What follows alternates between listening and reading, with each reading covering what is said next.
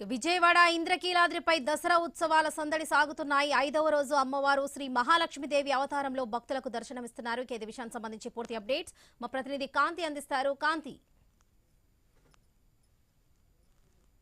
ఈ రోజు దసరా ఉత్సవాలు ఇంద్రకీలాద్రి పైన 5వ రోజుకు చేరుకున్నాయి. అమ్మవారు మహాలక్ష్మీదేవి అలంకారంలో భక్తులకు దర్శనమిస్తున్నారు.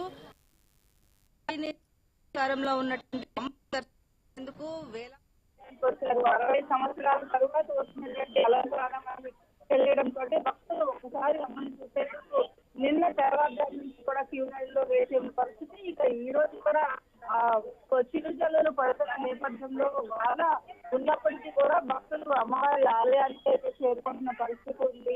తెల్లవారుజాము 4 గంటల నుంచి అమ్మవారి ఆలయానికి ఈ రోజు మహాలక్ష్మీదేవి అలంకారం, అందులో శుక్రవారం కావడంతో భక్తులు తాకిడి ఈ రోజు కూడా ఎక్కువగానే ఉండే అవకాశం కనిపిస్తోంది. ఇక వచ్చినటువంటి భక్తులందరికీ కూడా ఇబ్బంది లేకుండా దర్శనం చేయించుకుని వెళ్లేలాగా ఏర్పాట్లయితే చేపట్టడం జరిగింది.